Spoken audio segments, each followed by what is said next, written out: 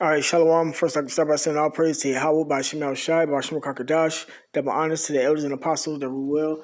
And salutations to the brothers that's doing the truth and sincerity. This is just a prophecy update on what's going on in Venezuela slash Colombia. It says Venezuela slash Colombia, the most dangerous border, how people live. Slakia. For the past 3 days, we've been trying to figure out how to leave this place. Thank God I finally have my boarding pass.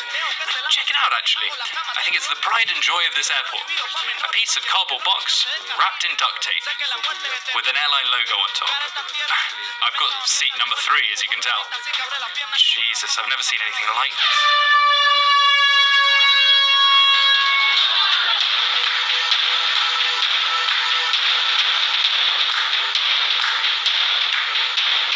My people, today I will show you why a population flees Venezuela and why police shoot rubber bullets at youth on the country's border.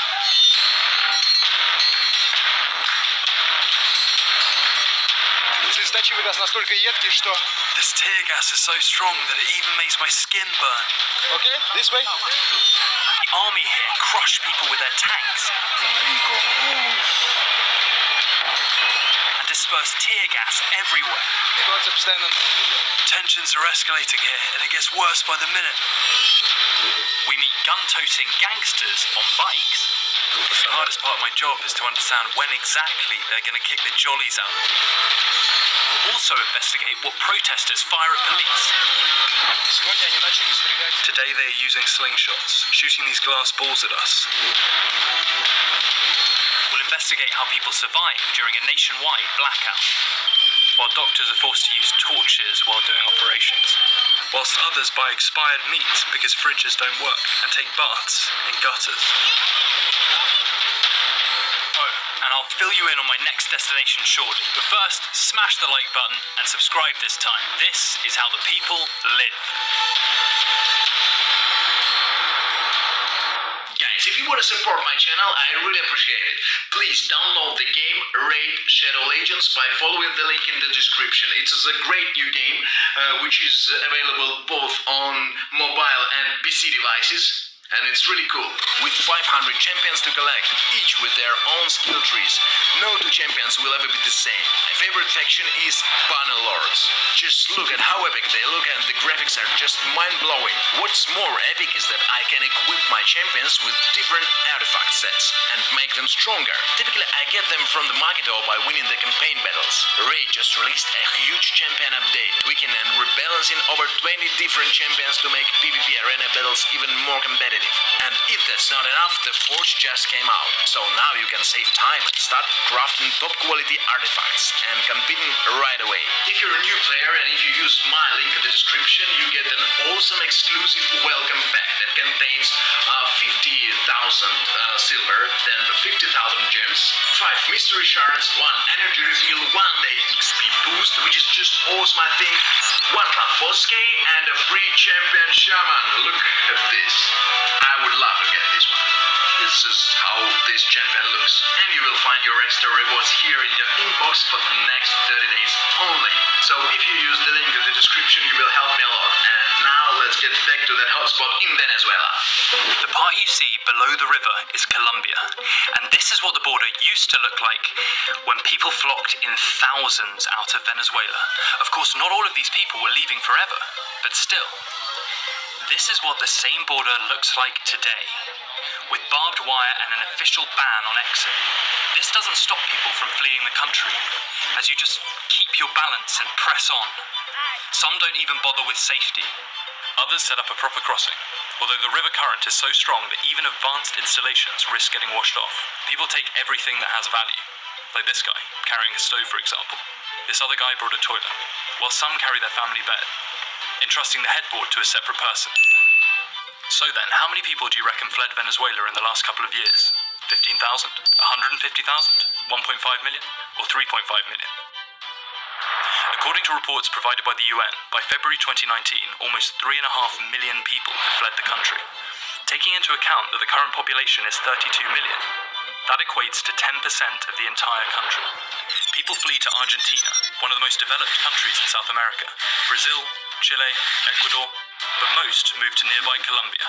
First, because it's in the top 5 of the world's richest countries, plus it's right next door, and its border isn't packed with army patrol units. The biggest difficulty lies in getting to the border. It makes for a very dangerous trip for a foreigner. Hence, we took an hour flight to the nearby city, and then drove for 3 hours to get to the border. The closer we got to the border, the more army we saw.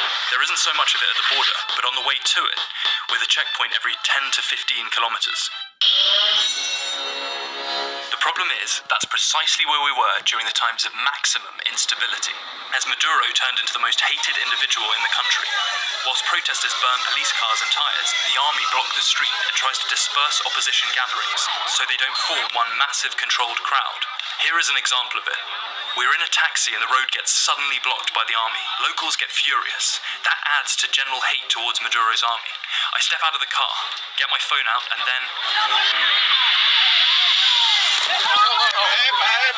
A soldier didn't like that I was filming him, so he decided to take my phone off me.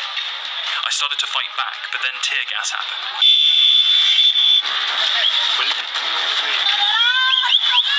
Oh crap.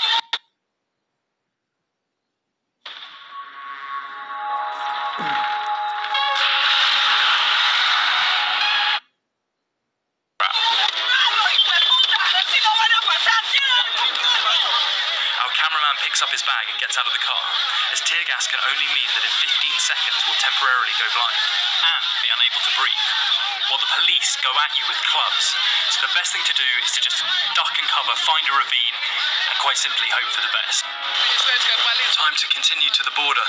Police has blocked the 10-kilometer area around the border for cars, and basically we had to ask these guys to take us closer to the border. The city streets are absolutely packed with the army and police, preparing to fight back the opposition. Venezuela gangsta music.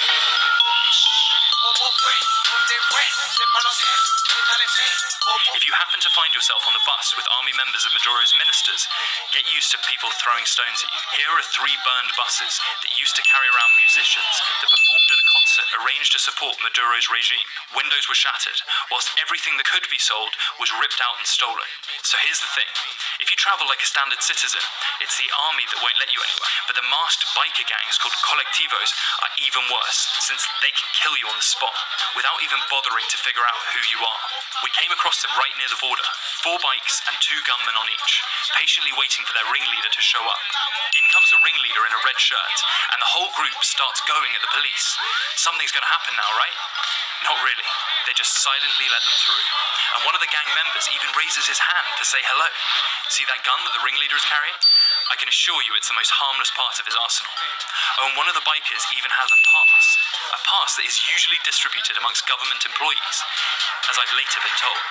Once confrontations with opposition became unbearable for the army to handle, they call in the gangs, and gangs never mess about. This here is what a typical skirmish without guns looks like. It's impossible to sum up the tension on this border right now between Venezuela and Colombia. Protesters literally try to break their way through the bridge that connects the 2 countries.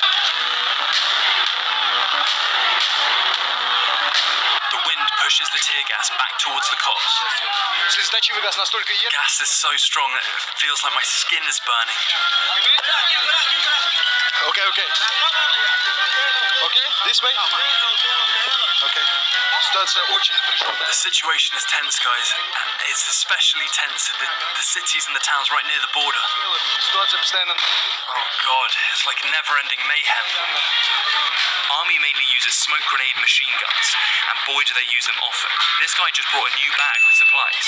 Plus they also use guns with rubber bullets. This is what to expect if they get you. And I remember getting shot with such bullets in France once. It got me in the helmet, but it did seem like a brick fell on my head. Once the supplies are out, policemen don't mind throwing a bunch of stones to retaliate. As for the youth, they're equipped with shields and hide everywhere they could possibly fit. They even nick some granny's chair by the looks of things. Some make makeshift ladders to get up onto the bridge, while CCTV cameras are always the top priority for dismantling, so the police do not find out who they are. Ammunition the protesters have access to are stones and Molotov cocktails that are made of fuel and... Let's not go into that though, we don't want to get blocked. Still, Molotovs aren't the biggest problem, since you can dodge them. Slingshots are the real pain.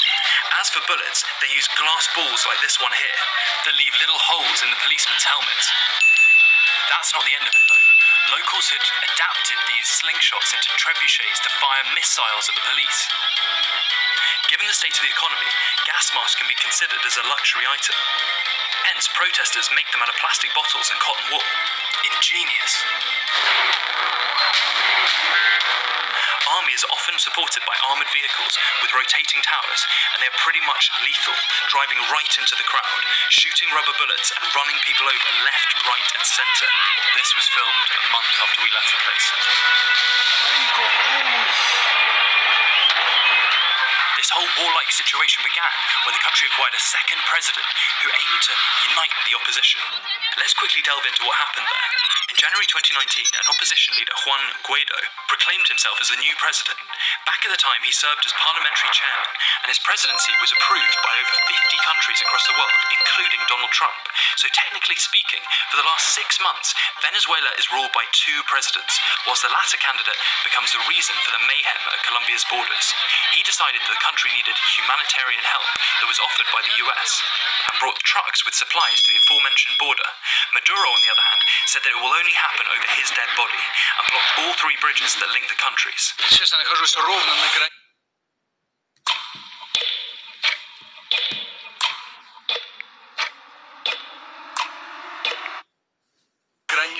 I'm now in Venezuela, but right at the border with Colombia, which you can see across the bridge roughly a kilometre away. It is clear that Venezuela has done all the work in an attempt to block the bridges. It really is something. Here you see the metal gates at the front, concrete bollards behind me, and there's this huge iron fence. You can see it welded to the metal right here. And it's all done to stop people getting in from the Colombian side, to stop any humanitarian aid getting through, essentially, which is considered by Venezuelan officials as being interference in national affairs. Oh, and just in case anyone tries to get round the bridge, they've dug this massive trench to stop anyone getting through. The break is eventually started via other 2 bridges and ended up with the trucks being burned down to the metal, followed by information that local police carry responsibility for this. Honorary People's All right, so like that's just a little bit of information on what's going on. This is a nice little documentary short. They also tell you how they're eating. All the food that they eat is rotten. They're washing in sewers. They're drinking dirty water. The babies and stuff that need to have surgery and stuff like that, there's no electricity to the hospitals. So, the babies the babies be getting taken care of in the dark. And the babies got to undergo surgery, all that's done, not necessarily done in the dark, but with flashlights. They don't have any backup generators and stuff of that nature. And it's just not the babies. They just mentioned the babies and whatnot, and then so on and so forth. But this all happening because Colombians and the Venezuelans are Israelites from the tribe of Asher, and all they do is worship other idols over there, from atheism to the Baha'i faith is in Colombia. Both Roman Catholics, and other religions and everything, and they get a lot of signs down there when it comes to the chariots and everything, So you would think a lot of them woke up, but it's all up to Yahweh Shema Shai. But I'm gonna start with the scripture just to give y'all a little information on how y'all got over there to South and Central America. This is 2 Ezra chapter 13, verse 39. It says, And whereas thou sawest that he gathered another peaceable multitude unto him, those are the 10 tribes which were carried away prisoners out of their own land in the time of Hosea the king, whom Salmanasar, which is Salmanasar the fifth, the king of Assyria, led away captive, and he carried them over the waters, and so came they into another land. But they took this counsel among themselves that they would leave the multitude of the heathen and go forth into a further country where never mankind dwelt, which is over here in America.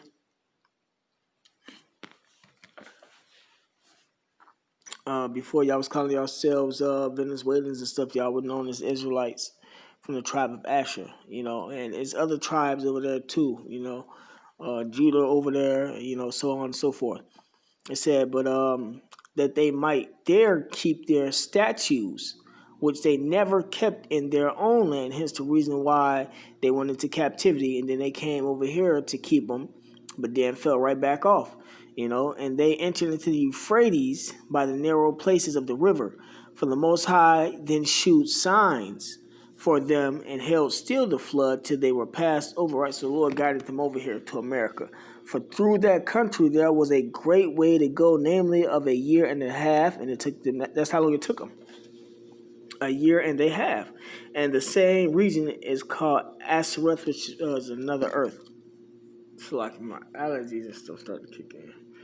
But yeah, that's how you so-called Latino tribes got over here to America. Then the Spaniards came in and conquered you, gave you all types of religion and everything, so on and so forth. And then you was worshiping other things. Also, it's like it. But this is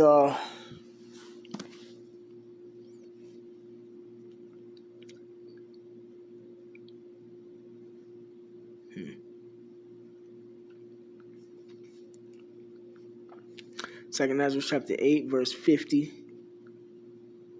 It says, for many great miseries shall be done to them that in the later time, which is we living in the later time, the so-called end of the world, which is really the end of Esau's kingdom.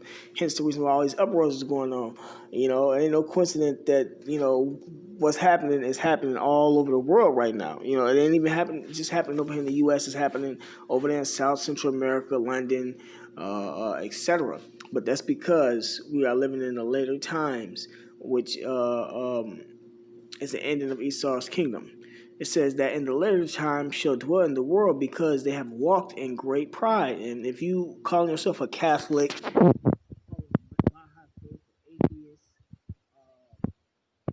it's all types of religions and stuff going on. But Jake and them killing each other too.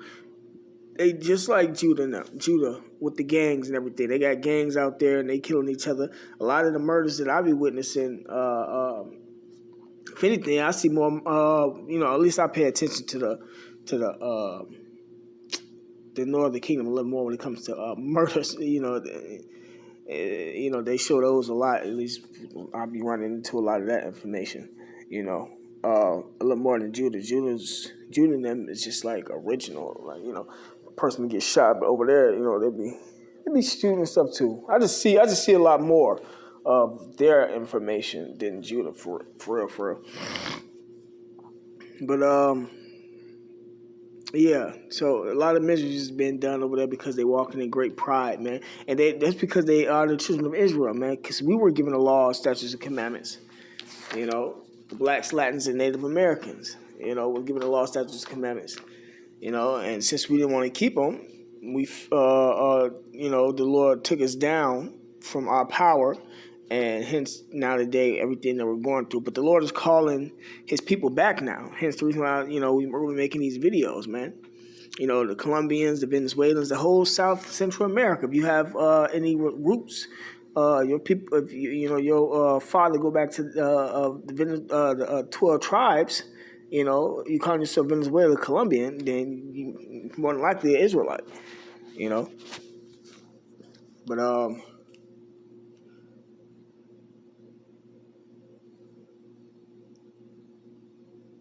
yeah, I'm not gonna make this long. This 2nd Ezra, no, not 2nd Ezra. This is 1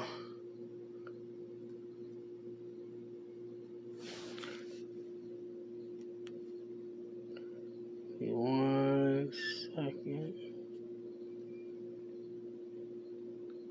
Hosea chapter 4, verse 6. It says, my people are destroyed for lack of knowledge. Because thou hast rejected knowledge, I will also reject thee. Right? Our people are destroyed. They calling themselves these other nationalities. Some of our people call themselves religions or colors. They don't know that they represent one of the tribes of Israel. It says, my people are destroyed for lack of knowledge. Because thou hast rejected knowledge, I will also reject thee, that thou shalt be no priest to me. And that's because it's a small sanctuary.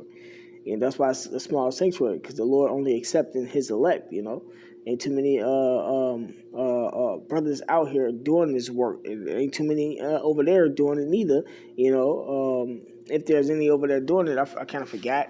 Right now my mind is kind of clouded. Yeah, that thou shalt be no priest to me, seeing thou hast forgotten the law of thy power. I will also forget thy children. And that's what they. And if you continue to watch, they're going to show the kids dying right at birth, you know. So, yeah, man, that's what's going on over there in Venezuela and Colombia, and there's more to it than that. And the Lord got it out for them because they, as you see in the beginning, it says that they were fleeing from Venezuela to Colombia to Brazil, but damn near the whole South and Central America is on fire right now. Some places worse than others, but it ain't gonna be no escaping, man, of what's going on.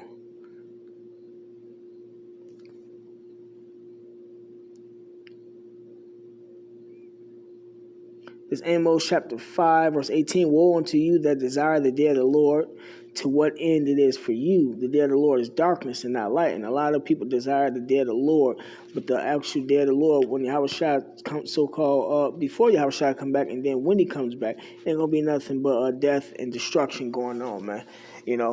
Because our people worshiping the wrong gods, the wrong power. It says, as if a man did flee from a lion and a bear met him, or went into the house and leaned his hand on the wall and a serpent bit him. Right, man. So it ain't gonna be no fleeing from the coming your death, man. When it's time for you to die, you're gonna die. There ain't gonna be no escaping, no matter where you move to. And that's what Judah and them on over here call themselves, trying to move and whatnot. But it ain't gonna work for them, because this whole place over here finna be in uproar. So, but with that being said, call all y'all by Shemel Shai. Double honors to the elders and apostles that were well.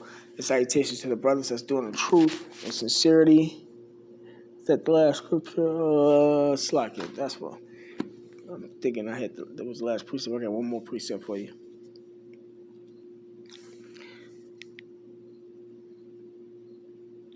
This is 2nd Ezra, chapter 15.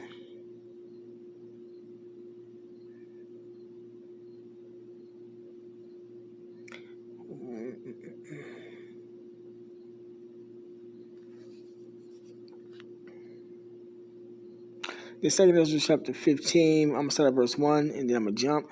It says, Behold, speak thou in the ears of my people the words of prophecy, which I will put in thy mouth, said the Lord. Right, and that's what we have been doing. The Lord been putting the prophecies in our mouth, and we've been speaking it. That's why I can break this down and give you a visual of it, through the spirit and power of Yahweh Shema Shai. Let me see. Jump to verse 16. It says, For there should be seditions among men. That's people rising up against their government. Esau set that up for people to rise against their government, man. That just didn't happen out of nowhere. It's prophecy, but Esau was the one who put them agent provocateurs up there and furthered the agenda, because they're trying to bring in the New World Order. It says, For there shall be sedition among men, and invading one another. They shall not regard their kings nor princes, and the course of their actions shall stand in their power. A man shall desire to go into a city and shall not be able. And you see that's what's going on over there, just like it's going on over here, man. It says, For because of their pride, the city shall be troubled, the houses shall be destroyed, and men shall be afraid. And that's what's going on over there too. It look like everybody out there tough and riding, but you got people that's over there afraid too. So with that being said, call Allah Yahweh Shemel Shai, give my honors to the elders and apostles that rule well. And shalom to the brothers that's doing the truth and sincerity.